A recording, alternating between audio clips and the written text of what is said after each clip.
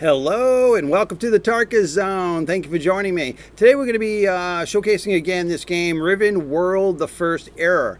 And the reason why I'm doing another video on this is last night they did a live stream of what their concept, their beginning concept is, and they did a little game footage. And here I'm on their Steam page. They're in a phase where they're looking for Kickstarter money to get to the next milestone of where they want to be in development. So they do have a Kickstarter page, and you can click a link. I believe this is a link to get there, or you can go to the Discord to get to Discord, and I believe on Discord they also have a link to it. But this is a game that reminds me, after sitting for an hour last night watching the devs navigate the world, it reminds me a lot of the game called Worm Online. It also has a feeling of a couple other games that I played, like Rend, which no longer is out anymore. That was one of those flash in the pan kind of games where people played for a little while and the devs couldn't get it together and people just gave up and they pulled the game from the market. But with that said, the successful game that I've played that seems to be similar to this is Worm Online. And if you've ever played that game, you know that game is quite grindy. I don't know if this game's going to be grindy, but what I'm saying is the building mechanics, the ownership of land, the node system, it just reminds me a lot of that game. And you're probably asking yourself, well, if Worm Online was an amazing game, Tarkus, why don't you ever showcase it anymore? Well, the problem was it was a subscription game, and their subscription cost did not warrant the game, because the problem with is it was released 11 years ago. They did an unlimited edition. Then this other company grabbed it and said, oh, I'm going to do an online unlimited edition and charge a subscription fee, removing all the NPCs in the world. So you couldn't really do any transactions. And the dang thing nosedived. I remember on day one, the server I was on had thousands of people. By day 30, there was like 3 people on the entire server, because the first month was free if you downloaded the game. And nobody wanted to pay the subscription cost, because they're like, is there a way that you can earn the subscription in the game? And it was like, no, you can't. So I had played it for about 3 months. I did a few videos on it. I really enjoyed the game. They didn't want to reconsider the subscription model, so I left it. So I don't believe that's the case here. I don't think they're thinking of a subscription model. I think just like any other game you buy on Steam, you buy it for the price they're asking for it, and then you move on to playing it, and then the developers are adding stuff as you go. Now, last night, the developer, or the person doing the live stream, mentioned modules and like add-ins. And I guess what they were said a multitude of times is it's going to be like they do Minecraft today, where you can you can run your own dedicated Minecraft server. And then you can go get plugins to add to it. Like you want to add an economy to it, or you want to add dragons to it. And what happens is the game itself is the core game. And then you've got all these people that go and try to do mods for the game. And that becomes a whole other animal. And what it is the developer adds their own plugins and their own mods as they go. But they say to the community, hey, why don't you, with your imagination, make your own, and then plug them into our server interface at your leisure. So basically open source world. So what it is the developer here is going to create the core game, and then they're going to kind of run with, what does the community want, so people can choose to add those as plugins. Now, I asked the question, are they going to have their own servers, or are they just going to have people running their own dedicated server? And I got kind of 2 answers on that. I guess my understanding is I like gPortal. That's the place I like to go to host servers that game developers put out that are not putting out their own server platform. But I believe they had said yes, they were going to have their own servers that people can join. But I don't know how the plugins work at that point. Are the developers only going to add plugins that they create to the server, and then if you want the the Batman plugin where you get a Batman skin or whatever. I mean, just using that as an example, you have to go play on somebody else's server who has added that plugin or module.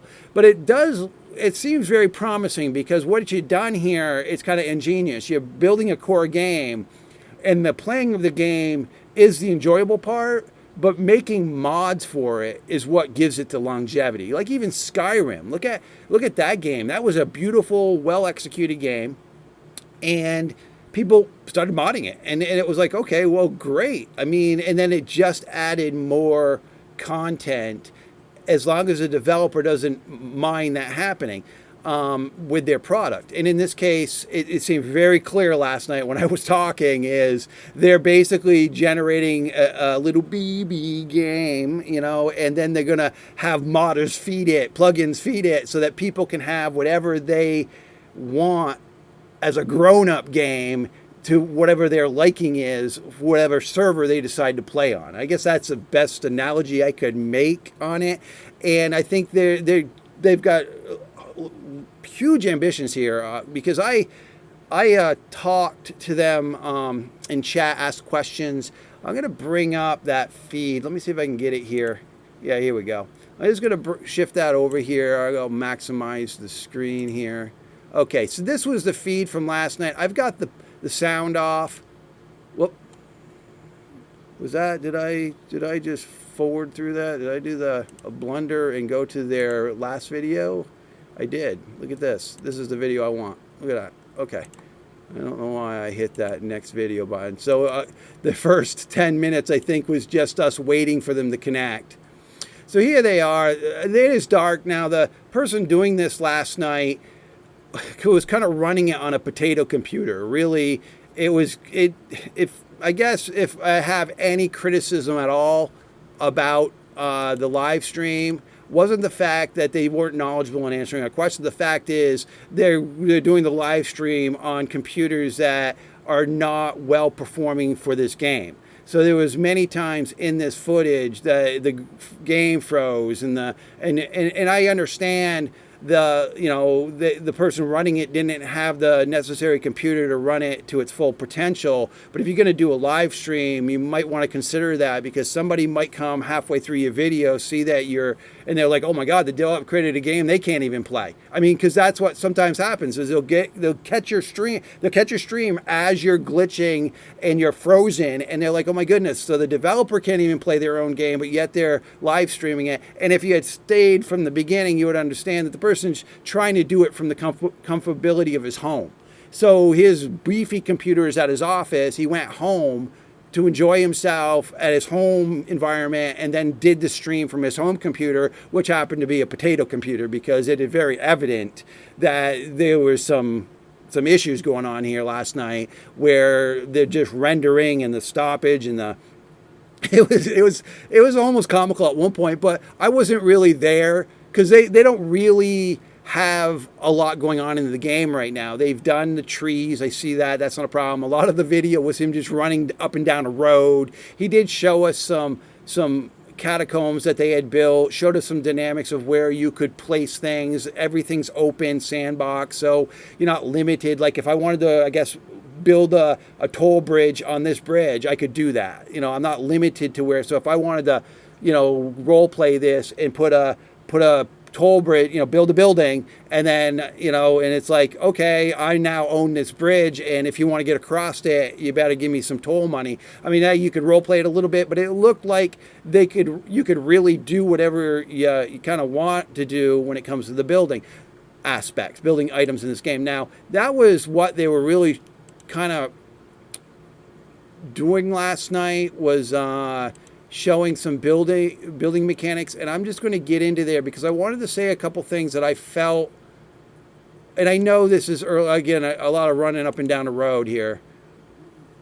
And this was where they were going into the building interface. So this is a structure that is already in the world.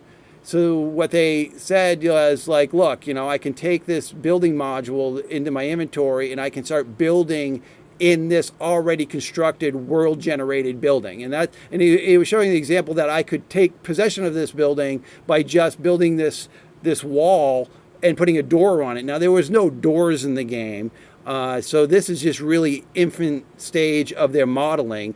And honestly, these blocks are okay, but they're too big, and they should be they should have they should have three assets when it comes to this. Keep the block the way you've got it. Take the block and shrink it this way so it's a wall, and then shrink the block and do it this way so it's a floor.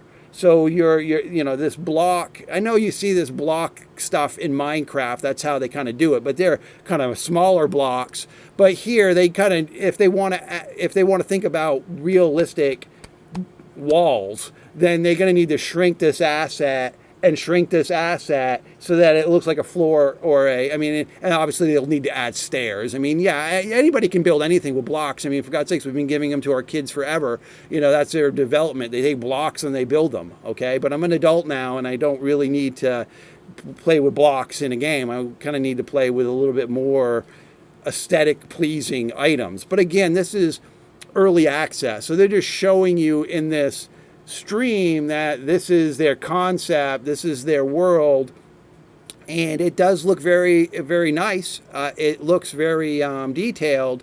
But when I started asking questions, and you could tell I play these type of games often because my questions were kind of around what are the mechanics of the game? Will the game have workbenches, sawmills, things that you put on the ground where you have to actually open recipes? And that answer was yes. We're going to have items that when you interface with them, you'll unlock different recipes to build other things in the game. That wasn't in the game. I asked him about mobs. The creature in combat isn't in the game yet. So that leaves me with some nervousness. I know you can drop that things in a game with adding different add-ons to the Unreal Engine, but you still have to test those mechanics, and you still have to see if those mechanics are going to play nice with those people joining into your world.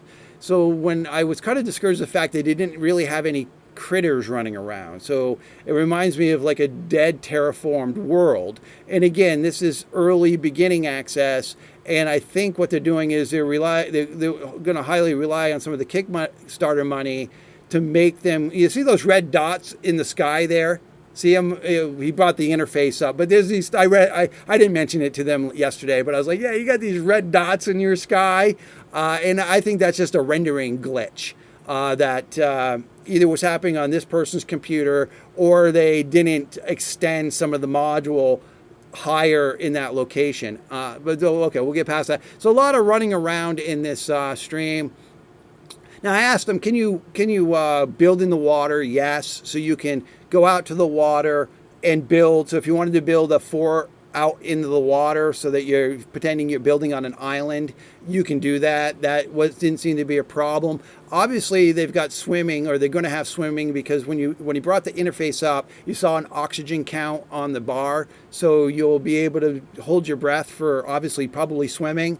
But that really wasn't in the game. And what was also nice is the person doing the stream was able to bump it to the next day. When night fell, he bumped it to the next day so that you could see the game in the daylight.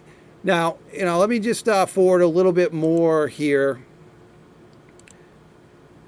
See if I can. So here, them building. Again, this is just showing you. Yeah, you can do this, but there's not a lot of things. How can I say this? You're going to get bored quickly if this is all they got, right?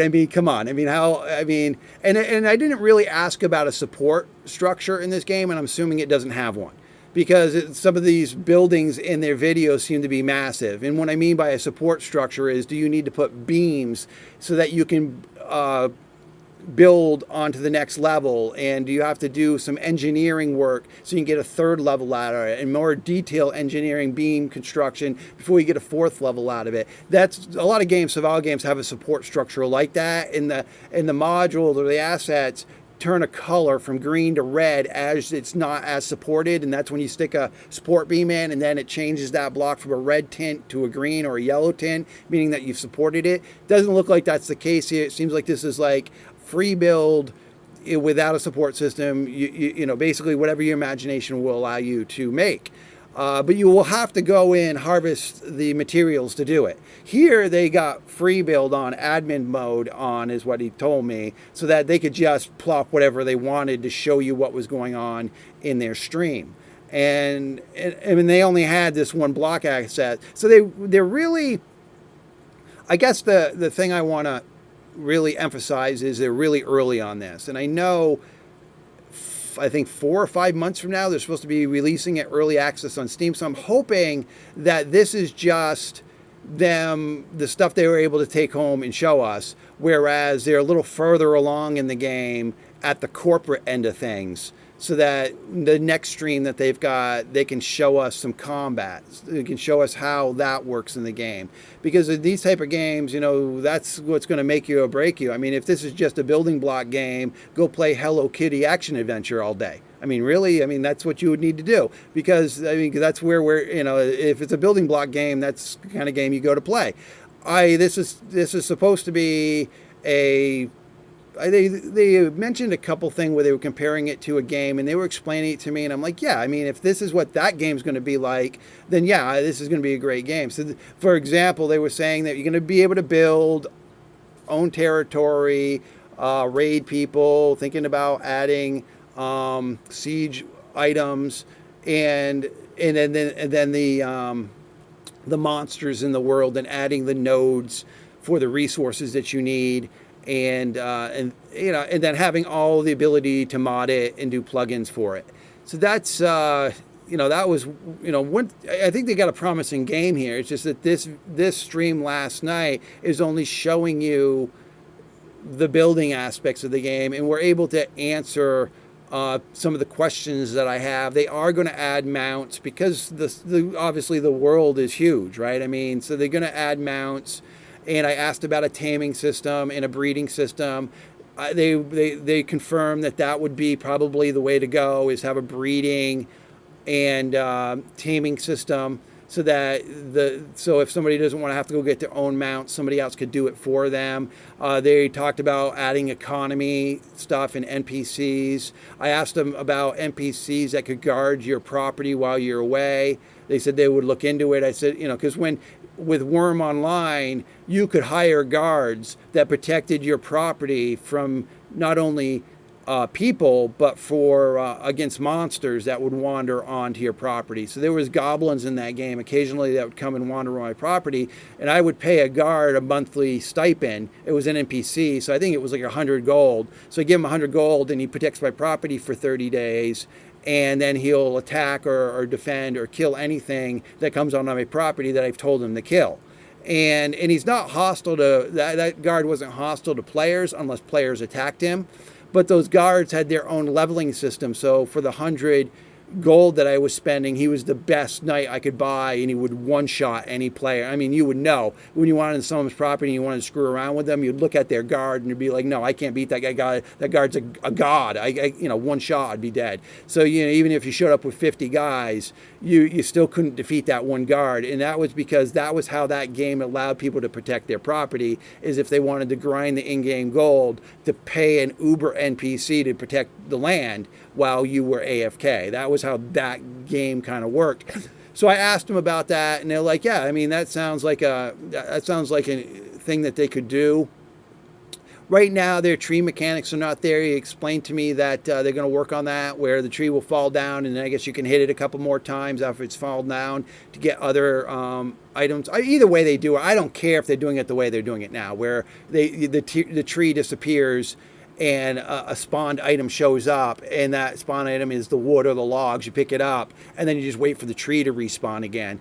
To me, what they're doing here is fine. You know, I don't think in-depth tree cutting is what people are looking for in a game, but if you want to add another dynamic to it, fine. I think when New World did it, you know, that was kind of one and done, where you cut the tree down and you just picked up the items. You cut the tree down, you picked up the items. There's a couple of games like Valheim did it a different way, where you'd hit the tree for 3 minutes, then the tree would fall on the ground, and then you have to hit the tree again for 3 minutes, and then you'd break in the tree up. And I guess that's a little bit more realistic if you're looking at survival realism.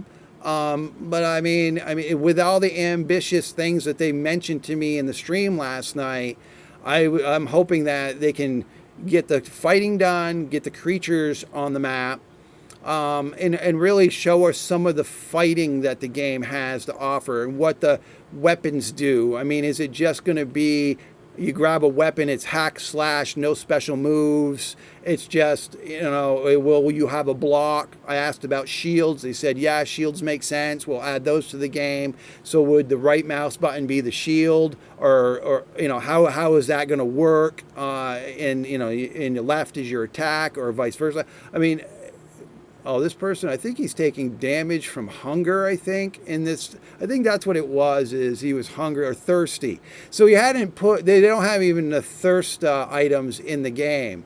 So basically he's going to run around until he dies of thirst in this video, because they have all these dice. If you look down, this is where he shut the system off, because who wants to watch a live stream where the guy's just dying of thirst, right? I mean, and I think in a second here, he's going to turn it back on where he's not dying of thirst. But they have the mechanic of sleep, energy, oxygen, thirst, and food. It's just that they haven't incorporated that in the demo or the live stream yet. And again, I mean, I'm just really talking about what happened last night in this. Yeah, I'll add their link below in my comment section of where you can find this video, and you can hear what the person's saying while they're answering questions that people are asking. Now, I believe they were streaming this both on YouTube, and they were streaming it on Twitch, is my guess, because when I was like, me and 3 other people were on the YouTube, because it tells you who's joined. And it definitely he was answering questions to people that weren't asking questions in the YouTube channel. So I'm assuming they were asking the questions from the Twitch channel. So I don't know how many viewership he had on that end of things. But the questions I asked and the direct answers I got made me feel that this game is going to be quite promising. And yes, it's really early on. It looks like they're at the, building the world, adding fluff, like this building here, they call it fluff or atmosphere, to the world. You can do the lamps. He talked about the lamps.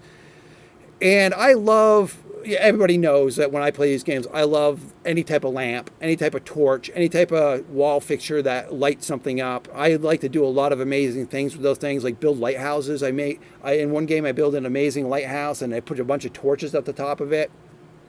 But you would have to, in this game and in the game I was playing, you'd have to feed the resources in, like the oil. So I asked him, I said, can I hire an NPC to do that? If I become a lord of my property, can I hire people to do tasks for me, like go around and fill the oil lamps? And he started telling me about the game he was playing, where he'd take a half hour filling all the oil lamps. Same thing going on with Frozen Flame, is you got to feed the oil lamps all the time. And it's like, it'd be nice if there was an in-game mechanic where you use in-game gold to walk up to the House of Lighting, or the guild, the House Guild of, like, their guild, their own guild. They're the Illuminati guild, let's say that. And then you walk up to that NPC and say, hey, by the way, I'd like to hire somebody from your guild to fill my torches. The guy says, oh yeah, that'll be 100 gold. You give that NPC 100 gold, and then an NPC spawns there and walks to your property. And that, as long as you've got oil somewhere in a crate, they'll go to that crate, get the oil, and then start filling the torches. And they'll do that for whatever the contract you made with that guild person was. So that's how I've seen it done in other games. And that's what made it, it's really not that hard of coding to do. And it allowed these NPCs to do it. Now, in some cases, games that I played, they only allow you to hire one NPC for one specific task, meaning that you can't say, oh, by the way, I want a second person to fill my oil lamps. I want a third person. And the guild would say, no, you have a NPC under contract already. You got what you got. When their contract expires, then come back and get another person. And I mean, because this way you could hire all these oil people and they just bog down the server, right? I mean, you could go to Tarkus's land and there's like 1,000 NPCs standing there, and they're all task to fill my oil lamps. I mean, so you got to put some sort of throttle on that, right? So these are the kind of things that were discussed last night. I do recommend. I'm gonna close this this feed down here. We've already, this is where you said I have all sorts of computer problems. So let me go back to the Steam page here. So they're here on Steam. Go to the community hub. If you have any questions, go to discussions. I imagine you can start a new discussion here and ask them. They're in their Kickstarter phase, so you can go to their Kickstarter page. Let me see if I can get there real quick before I button up this video. Dear traveler, welcome to the realm of the Iron Yeah. Isle. Yeah, so this is their Kickstarter page. So that is their. We'll fight together. Let me just shut this against sound one off here. another. So this link will get you to their Kickstarter page, and if this game interests you, and again, I'll produce the link of the live stream that was last night, so you can watch it for yourself, see what the actual person said, if that's what you want to do. But I'm just trying to give you my thoughts of it at this particular time in its development. I think they've got potential here. I think they've got some interesting ideas, and if they can pull those ideas off, then I think, yeah, this will be a game. And maybe it'll be subscription based. I don't know. I don't play many subscription based games anymore because there's too many games out there that you can buy and done. Meaning you buy it, you're done spending money. You play it, they add updates to it. You play it. 2 years later, they add a add-on that you do have to pay for, and that's how they get money. So I don't like really subscription-based games, and I'm really frown upon those nowadays because, again, for the $15 a month that you'd pay for a subscription, you could just buy another game. You know what I mean? You could just buy a new game and play something modern and new. I mean, so I just never understood a long-term subscription-based games. I've been soured on them, so that's just my opinion of it. But I do recommend you guys checking this out, and I thank you for joining me today. This has been the Tarkus Zone.